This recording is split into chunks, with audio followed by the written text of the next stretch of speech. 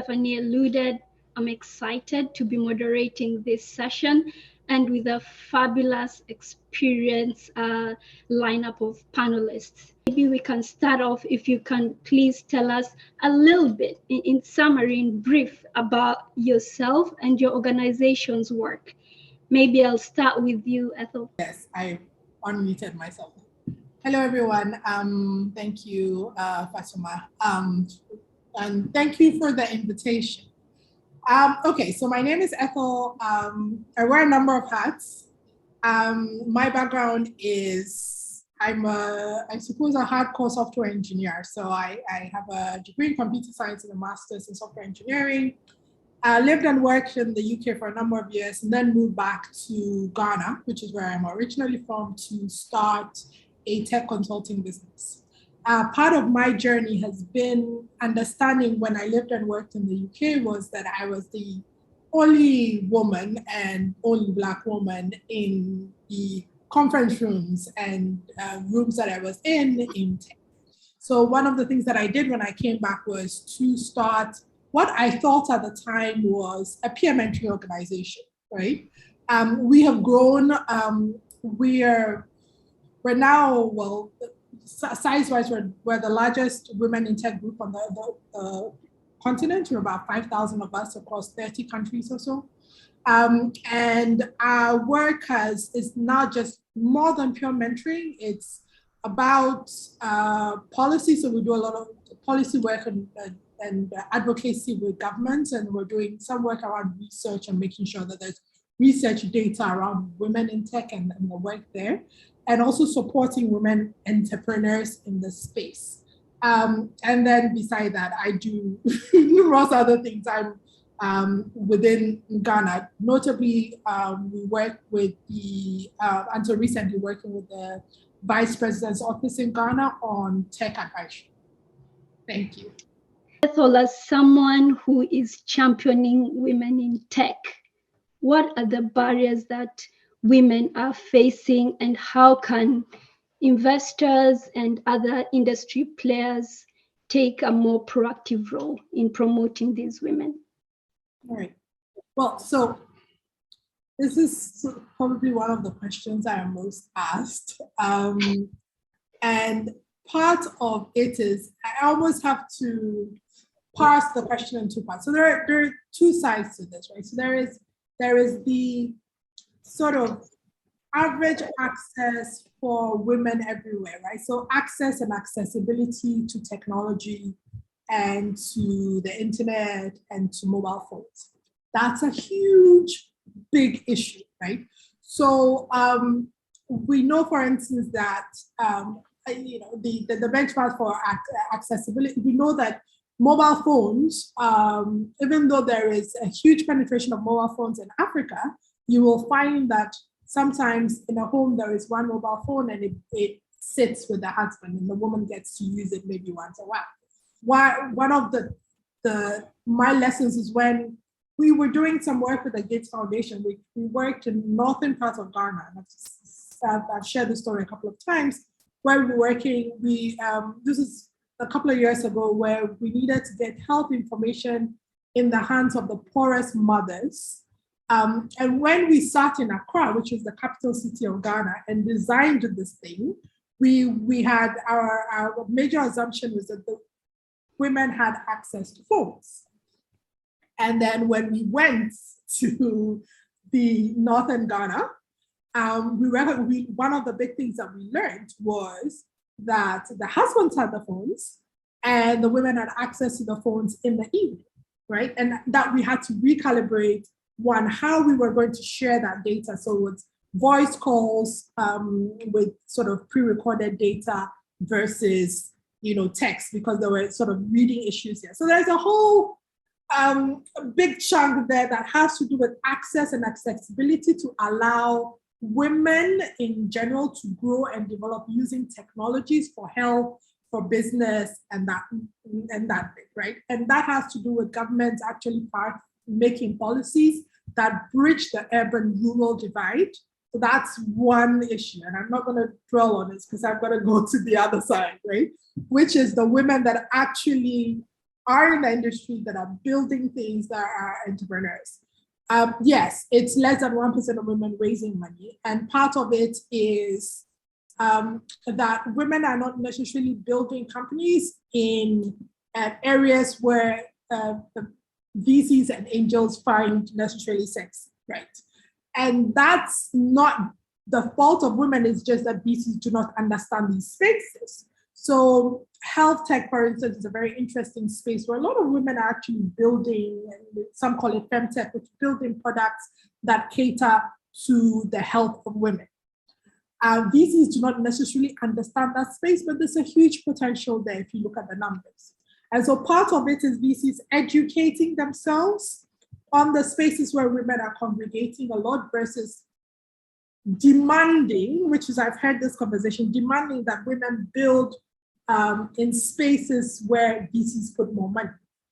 And the data does say that even in the spaces where VCs fund more, for fintech, for instance, women who still build in there still do not get enough money. So that's another conversation for another day. But part of what I suppose venture capital angels and support networks need to do is there's work that needs to be done around creating a pipeline of women that are fundable.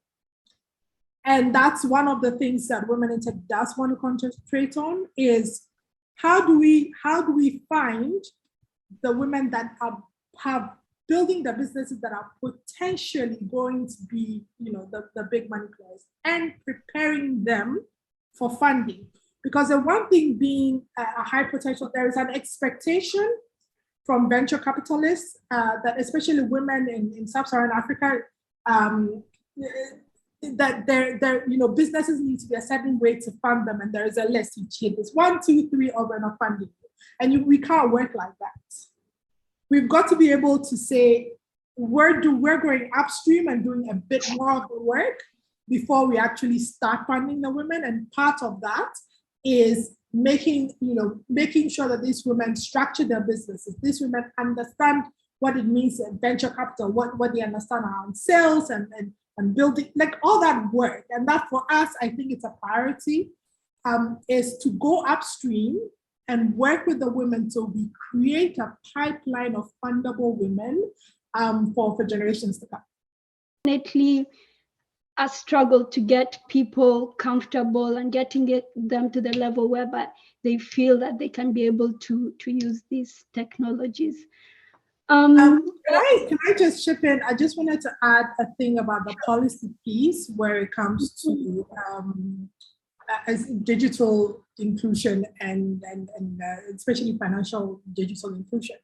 So there is, I suppose, the wave that is passing through Sub-Saharan Africa at the moment, where governments are. COVID has been damaging to a lot of governments and the revenue and ability for revenue, and finding ways to it. Ways to get revenue has meant that Ghana, for instance, and countries around it are looking to then begin to tax mobile money services and sort of moving money around. And that piece is going to, there are about 5 or 6 countries that want to take off with this.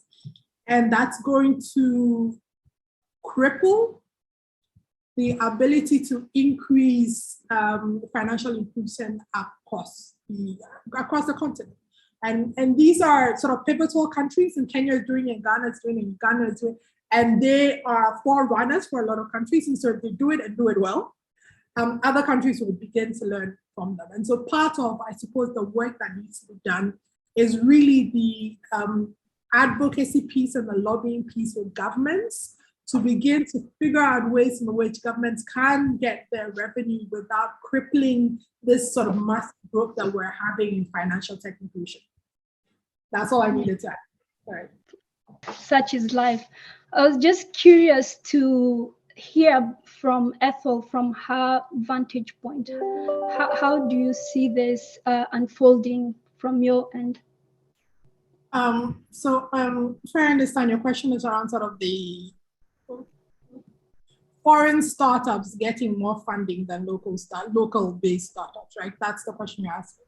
Well, okay. So here is my thinking around it.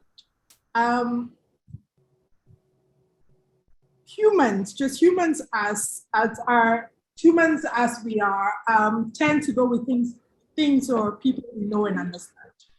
And it is easier for VCs to fund people like them because then there is an affinity there. Now, how do we fix this? There needs to be some work in building local angel investor networks, number one, so that the first checks, at least, that are coming to people, the first 10,000, your first whatever, 50,000, is coming from a local investor, and widening up that gap. Before we're talking, we're always going to have these VCs and investors from outside the continent. We will have to, over time, prove, unfortunately, as the exits happen and the numbers show that local companies that are investing locally are, need to be worked with.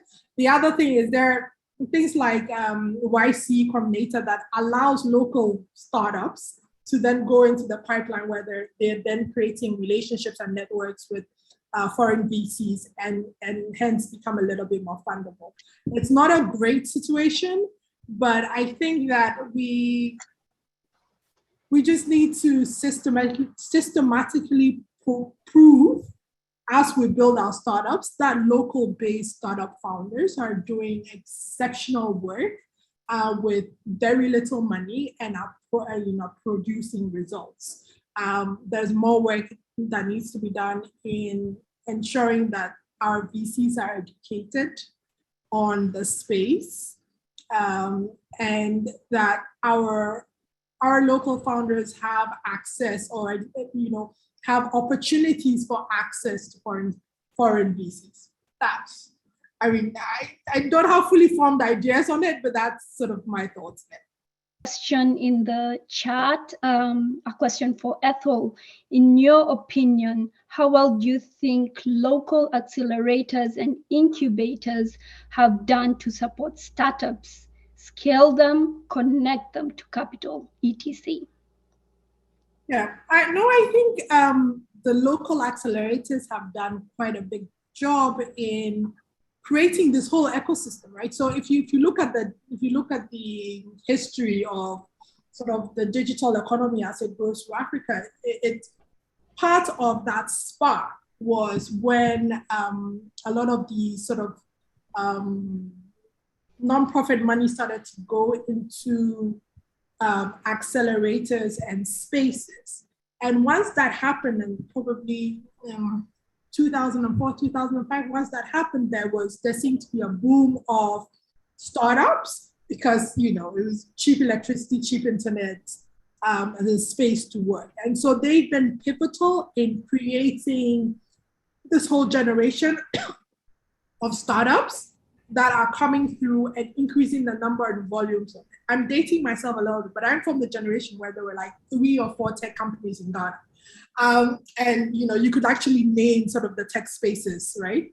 And so they've done a phenomenal job in that. What they haven't done exceptionally well is then taking them from startup stage to sort of that acceleration stage, right? So they've done a really good job in taking one-man teams or startups and bringing them to the place where they have a product and they've started. We haven't necessarily done a great job. There are 1 or 2 doing it, but they haven't done a great job as a collective in creating sort of that off-ramp, that acceleration ramp across the continent. Thank you, Roger. Ethel, do you have any trends that you might give us for today? Yeah. I mean, for me, I think that there is, so the African Continental Free Trade Agreement, which is essentially creating the, I don't know, what custom, essentially creating a monetary zone per se across Africa where free flowing of trade and money and people, which I generally didn't think would survive, but it survived. The 22 is ratified. And they recently launched, Exim Bank in collaboration with African Union launched the PAPS, which is the payments settlement system for Africa, right? So what happens now is when you want to send money, because with Women in Tech, we're across 30 African countries sending money, it's ridiculous how much we have to pay in terms of volumes, because the money goes to, there's a dollar exchange, you go to the US comes back, right? And so PAPS solves the problem of where the money needs to go to dollars and back into an African currency, which the idea is to then cut down heavily the cost of sending money across in Africa. And I am really excited about what that means for digital and e-commerce on the continent. There are issues around sort of free access or free flow of labor across the continent is also very interesting, especially for tech skill development, and what that will mean for, say, a country like Nigeria that has abundance of tech talent, South Africa, and smaller countries. And so for me, it's not necessarily a one single tech thing, but for the African Continental Free Trade Agreement and the arrangements around it, I think will change how we do tech and digital in Africa.